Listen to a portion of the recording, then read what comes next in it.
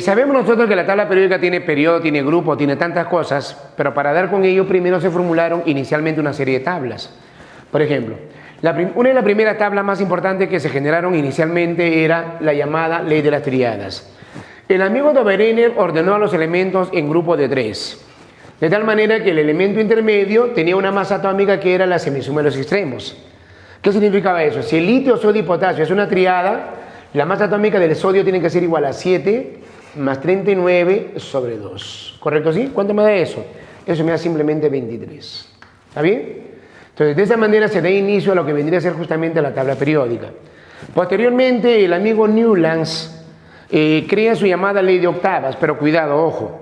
Si bien es cierto la palabra octavas es sinónimo de 8, pero él no ordenó de 8 en 8. Él ordenó de 7 en 7. Lo llamo octavas, ¿por qué? Porque cada octavo elemento se iba repitiendo las propiedades. Cada octavo elemento se repetía las propiedades. Jóvenes, si tú, por ejemplo, coges acá el boro y cuentas octavas, su octava viene a ser el aluminio. ¿Qué significaba eso? Que el aluminio tenía propiedades similares al boro. Por ejemplo, por acá está el oxígeno. ¿Cuánto lo va a hacer? Mira, 1, 2, 3, 4, 5, 6, 7, 8. O sea, si el oxígeno es el 1, el azufre es el 8, el azufre tiene que tener propiedades similares al oxígeno. De ahí nace la palabra ley de octavas, ¿correcto? ¿Sí? Ordenación de 7 en 7, pero se llama octavas porque cada octavo elemento se iba repitiendo las propiedades. Jóvenes, más adelante el geólogo francés Jean Courtois ordena los elementos en orden creciente a su masa atómica, pero en base a un cilindro, ¿no? De tal manera que generaba un helicoide y en una misma generatriz, en una misma columna tenía propiedades, elementos con propiedades similares, donde la masa atómica era creciente de abajo hacia arriba. Litio, sodio, potasio, rubidio, su masa atómica iba creciendo, ¿correcto? ¿Sí? Masa atómica creciente, ¿de acuerdo o no? ¿Qué significaba eso, muchachos? Que simplemente la tabla cilíndrica indicaba de que los elementos se ordenaban en orden creciente a la masa atómica y en una misma generatriz eran propiedades similares, ¿correcto?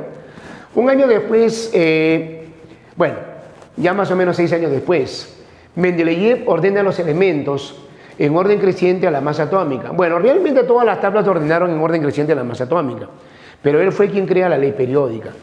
Él manifiesta y dice que las propiedades de los elementos son funciones periódicas de la masa atómica. ¿Qué significaba eso? Que la masa atómica dependía, o que la propiedad dependía, ¿no es cierto?, de la masa atómica, ¿correcto? Él hace una tabla periódica e inclusive deja algunos casilleros de elementos no descubiertos en ese entonces. Por ejemplo, cuando él va ordenando dice litio, berilio, boro, carbono, nitrógeno, oxígeno, flúor. Luego venía sodio, magnesio, aluminio, silicio, fósforo, azufre, cloro. Luego venía potasio, calcio. Después del calcio, el elemento que se conocía en ese año no era el escandio, porque el escandio no había sido descubierto, era el titanio. Se suponía que el titanio tenía que estar debajo del aluminio, pero el titanio no podía estar debajo del aluminio, porque en primer lugar en nada se parecía al aluminio. Y según el amigo Mendeleev, para que un elemento esté colocado debajo del otro, al menos tiene que tener algunas cualidades similares, algunas propiedades similares. Y como el titanio en nada se parecía al aluminio, simplemente se deja de lado. Más bien en algo se parecía al silicio, por eso que se coloca debajo del silicio. Luego viene vanadio, cromo, manganeso. Cuando llega al hierro, cobalto, níquel, ¿no? Cuando llega al hierro, cobalto, níquel, esos 3 elementos tenían propiedades similares. Al tener propiedades similares, muchachos, entonces formaban el mismo compuesto, por ejemplo. No había otra cosa que colocarlo en un mismo casillero, mira. ¿Ya? El casillero 8, el grupo 8. Hierro, cobalto y níquel, ¿está bien? Luego viene cobre, zinc. Después del zinc venía el arsénico. Correcto. Si después del zinc venía el arsénico, ha habido casilleros vacíos. Entonces él tuvo que dejar 2 casilleros vacíos más, de elementos no descubiertos en ese entonces. Entonces él dice algo importante, ¿no? Acá habrá elementos que no lo conocemos, pero te voy a decir qué comportamiento tiene, te voy a decir qué propiedades tiene, decía Mendeleev. ¿Ya? Ah, te le da un nombre, mira, ecaboro, ecaluminio, ¿correcto así? Ecasilicio, ¿está bien? A ver, el escandio que está acá, a ver, de acuerdo a la secuencia sería el escandio sería el ecaboro, acá viene el ecaboro, él es el ecaboro, ¿sí? El ecaboro, ¿correcto así?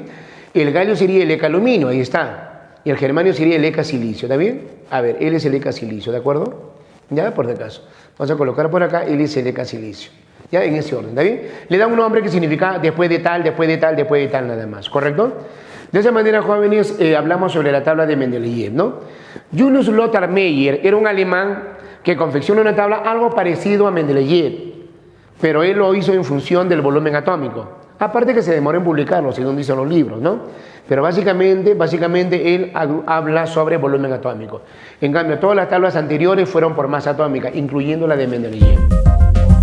La tabla moderna o actual jóvenes ya es una tabla que proviene del amigo Mendeleev. Se le llama tabla actual o tabla moderna. Fue propuesta por el amigo Reiber. Fue diseñada por el amigo Werner. O sea, la forma geométrica lo hizo el amigo Werner. Pero la experimentación, la demostración lo hizo el amigo Henry Moseley. La tabla moderna o actual jóvenes ordena los elementos ya no por masa atómica, sino más bien por número atómico. ¿Qué significa eso? Primer elemento es el hidrógeno, Z vale 1. Segundo elemento es el helio, Z vale 2. Tercer elemento es el litio, Z vale 3. Virilio, cuarto elemento, Z vale 4. Luego viene boro, carbono, nitrógeno, oxígeno, flúor, neón. Casino número 10, Z vale 10. Luego viene sodio, magnesio, aluminio, silicio, fósforo, azufre, cloro, argón. Casino número 18, Z vale 18. ¿No? Luego viene potasio, calcio, escandio, titanio, vanadio, cromo, manganeso, hierro, cobalto, níquel, cobre, zinc, calio, germanio, selenio, no, criptón. ¿Correcto así? Lo que quiero que entiendas es que cada valor del casillero se refiere a un valor de Z. Casillero número 12, magnesio, Z vale 12. Casillero número 30, zinc, Z vale 30. Casillero número 43, tecnesio, Z vale 43. O sea, tienes que entender que cada valor del casillero se refiere a un valor de Z. ¿Por qué? Porque se ordenan en función del Z. Ahora, las columnas verticales se llaman grupos, las filas horizontales se llaman periodos. ¿Está bien? La tabla periódica moderna o actual tiene 18 grupos, mira, pero siempre hemos estudiado de otra manera. Los extremos se llama la serie A y lo del medio se llama la serie B, que hasta ahora todavía siguen colocándolo. Ya no debe ser así, porque hoy en día cada columna es un grupo. Por ejemplo, él es el grupo 1, él es el grupo 2, él es el grupo 3, él es el grupo 4, él es el grupo 5. De acá viene el grupo 6, grupo 7, grupo 8, grupo 9, grupo 10. De acá viene el grupo 11, grupo 12, grupo 13, grupo 14, grupo 15, grupo 16, grupo 17 y el grupo 18. ¿Correcto? Sí, de esa manera, mira. ¿Ya? Cada columna viene a ser un grupo, ¿correcto? Ahora, cada fila horizontal viene a ser un periodo. Él es el periodo 1, él es el periodo 2, él es el periodo 3, periodo 4, periodo 5, periodo 6, periodo 7. Recuérdalo. Arriba lees el grupo, a la izquierda lees el periodo. Arriba lees el grupo y a la izquierda lees el periodo. ¿Correcto? ¿Sí? Ya no te vayas a olvidar. Ahora, debajo de la tabla se saca dos filitas de elementos llamados de transición interna. Estos elementos están formados por dos filas. Por ejemplo, desde el cerio hasta el lutecio son realmente elementos que deben estar acá en el casillero de lantano, cuyas propiedades son correlativas parecidas al lantano. Díganse la palabra familia de lantano, o más conocidos los lantánidos. ¿Correcto? ¿Sí? De igual manera, desde el torio hasta el orencio son 14 elementos que se parecen al actínido, más conocidos también como los actínidos, o simplemente familia del actínido. ¿Correcto? Entonces, de esa manera, jóvenes, hablamos sobre el llamado elemento de transición interna. Ahora, realmente, jóvenes, en otros países como Europa, ¿no? Asia, Estados Unidos, ¿no? Realmente estudian los elementos por bloques. ¿Cómo funciona eso? Más o menos así, mire, ve. Los elementos de esta zona que estoy señalando se le llama elementos del bloque S. Los elementos de esta zona se le llama elementos del bloque P. De esta zona, elementos del bloque D. Y de esta zona, elementos del bloque F. ¿Qué significa eso, profesor? Significa que cualquier elemento que tú cojas, los serruches, su configuración debe terminar en S, de esa zona. De esta zona va a terminar en P, de esta zona va a terminar en D, y de esta zona va a terminar en F. Salvo acá hay un elemento llamado helio que termina en S2. Todos los demás elementos van a terminar en P, mira, todos los demás elementos. ¿Está bien? ¿Ya? Por si acaso.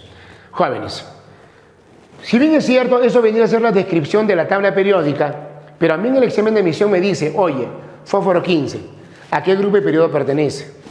Cobre 29, ¿a qué grupo de periodo pertenece? Para saber el grupo y el periodo, simplemente hablamos de la ubicación de un elemento. Primero, para ubicar un elemento en la tabla, se tiene que serruchar al Z, configurar al Z. O sea, serrucha al Z, 11, 20, 19, 43, 80, se serrucha al Z. ¿Okay? Una vez serruchado al Z, el periodo te lo da el mayor nivel. El periodo te lo tiene que dar el mayor nivel. Por ejemplo, en el llamado sodio el mayor nivel sería 3, su periodo tiene que ser 3. En el llamado calcio su mayor nivel sería 4, su periodo es 4. En el potasio sería 4, en el fósforo sería 3, en el germanio sería 4, en el yodo sería 5, en el cromo sería 4. Cuidado, no vas a colocar 3, es 4, mira el 4 que está acá. En el tecnesio sería 5, en el cobre sería 4 y en el mercurio sería 6. Cuidado, el mayor siempre 6. Ya está, de esa manera sería el periodo. Para poder hallar el grupo, dice la regla, se toma la última configuración. Por ejemplo, acá sería el S1, acá sería el S2, el S1, el P3, el P2, el P5, el D4, el D5, el D9 y el D10. Se toma ello, muchachos, ¿está bien? Como tú puedes observar, siempre va a terminar en un subnivel, en una letra. La regla dice, si por A o B termina en S, clásicamente, jóvenes, su grupo sería el exponente en A. Y si fuera P, al P súmale 2. Alfa más 2A. ¿Está bien? Y si fuera, jóvenes, D, sería alfa más 2 también. Pero ya no sería A. Ahora sería B. Ahora sería B. Y en F, como son los elementos de esta zona, y están en lantano y actínido, siempre son 3B. Entonces, estos elementos siempre van a pertenecer al 3B, sea quien sea el F, no te olvides. ¿Está bien? Por ejemplo, acá. Si termina en S1, la regla dice que sería alfa A, o sea, 1A sería. Simplemente por acá sería el 1A. Acá sería 2A. Acá sería 1A. ¿Está bien? Los demás. Si por A o B termina en P, se le va a sumar, en este caso, 2. P3 más 2 sería 5A. P2 más 2 sería 4A. P5 más 2 sería 7A. Si termina en D de dedo, le vas a sumar también 2, pero ya no sería A, sino B. Y es lo mismo, mira, B. D más 4 sería, 4 más 2 sería 6, sería 6B. 5 más 2 sería 7, sería 7B. D9. Si tú le sumas 2 sería 11, pero 11 no puede haber porque el máximo es 8B. Entonces, ¿qué dice la regla, muchachos? Aquí hay excepciones. Si la suma empieza a darle 9 o 10, no hay 9B ni no hay 10B. En esos casos sigue siendo 8B, muchachos. Simplemente 8B. Si la suma te sale 11 es 1B. Y si la suma te sale 12 es 2B. En nuestro caso, a ver. Por ejemplo, es de 9 más 2 sería 11. Si la suma me sale 11 sería 1B. De 10 más 2 sería 12. Entonces su grupo sería simplemente 2B nada más. ¿Correcto, sí? De esa manera hablamos sobre lo que vendría a ser justamente la ubicación. Pero, jóvenes, hoy en día hay que aprender la forma moderna. Tiene algo parecido. Acá sería, por ejemplo, alfa. Acá sería alfa más 2. Y acá sería grupo 3. El único que va a variar es el P de papá. Ya no va a ser alfa más 2, sino más bien va a ser alfa más 12. ¿Por qué? Porque llega hasta 18, mira. Hasta el grupo 18. Por ejemplo, a ver. Acá tenemos el S1. Su grupo actualmente sería 1 nada más. S2, 2. S1, 1. P3, hay que sumarle 12. Grupo 15. P2, hay que sumarle 12. 14. P5, hay que sumarle 12. 17. ¿Está bien? D4, le sumamos 2. Grupo 6. D5, súmale 2. 7. D9, súmale 2. 11. D10, súmale 2. 12. ¿Está bien? De esa manera, jóvenes, hablamos sobre lo que vendría a ser justamente la llamada ubicación de un elemento en la tabla periódica. ¿Correcto, sí? Como puedes observar, no es nada del otro mundo, es una secuencia nada más. ¿Correcto, sí? Otra forma de estudiar a los elementos es justamente según su clasificación. Por ejemplo, se puede clasificar según su estado físico. ¿Qué elemento conocemos en estado gaseoso? A ver, ¿qué elemento respiramos, por ejemplo? El oxígeno, ¿sí o no? También tenemos el hidrógeno, también tenemos el nitrógeno, también tenemos el cloro, también tenemos el flúor. Aparte de ello tenemos a los llamados gases nobles, ¿sí o no, muchachos? Pero bueno, ¿quiénes son los gases nobles, jóvenes? ¿No? Hace un momento lo comentamos en la configuración, bueno, la semana pasada lo comentamos en la configuración, ¿no? Los gases nobles, a ver, hablamos del helio, hablamos del neón, hablamos del argón, hablamos del criptón, hablamos del xenón y hablamos del radón, ¿correcto? ¿Sí? De esa manera, jóvenes, hablamos sobre lo que vendría a ser justamente el estado gaseoso. En estado líquido solo son dos. Uno es el mercurio y la otra es el bromo. ¿Está bien? Que sería diatómico. Y se supone que en estado sólido vienen a ser todo lo que no se ha mencionado. En estado sólido sería todos los demás, todos los demás. ¿Está bien? Todos los demás, ¿correcto? De esa manera hablamos sobre la clasificación según su estado físico. Ahora, según su nombre familiar, los elementos del 1A se llama alcalino, 2A alcalino térreo, 3A boroide, 4A carbonoide, 5A nitrogenoide y 6A anfígenos o calcógenos. Podemos hablar del 7A llamada halógenos y del 8A llamada gases nobles. Pero acá hay un pequeño problema, muchachos. Los elementos del 1A se llama alcalino, ese es cierto, pero hay un elemento que no tiene familia, es el llamado hidrógeno. ¿Ahí? ¿Pertenece al 1A? Innegablemente pertenece al 1A, pero no se le puede llamar alcalino. ¿Por qué, profesor? ¿Por qué no se le puede llamar alcalino? Porque para que un elemento sea alcalino, tiene que formar un hidróxido.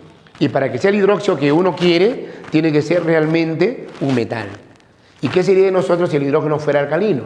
Tendría que ser metal. Y si fuera metal, jóvenes, recuerden que los metales son buenos conductores de la corriente, ¿sí o no, muchachos? Un cable peladito, un tomacorriente cercano, estaríamos achicharraditos, ¿sí o no, jóvenes? Mejor que siga siendo huérfano, ¿correcto? ¿Sí? ¿Ya? Que siga siendo no alcalino, ¿de acuerdo o no? ¿Ya? Por si acaso. Según ellos, jóvenes, acá lo puedes verificar también, en esta tablita, míralo, decimos lo siguiente. Del 100% de los elementos, prácticamente el 80% son metales. Prácticamente el 80% son metales, muchachos. La gran mayoría son metales. Pero sin embargo, hay un grupito de elementos que separa a los metales, zona izquierda, zona de metales, de los no metales. Metales de los no metales. Toda la zona derecha, ¿no es cierto?, son los llamados no metales. A veces le incluyen al gas noble, ¿no? Dejan de lado, pero bueno, vamos a tenerlo de esa manera, ¿correcto? Sino que acá hay 8 elementos que separan a los metales de los no metales, ¿no? Se llaman semimetales por ser semiconductor de la corriente eléctrica. ¿Por qué, profesor? Porque el metal es buen conductor de la corriente, el no metal es mal conductor de la corriente.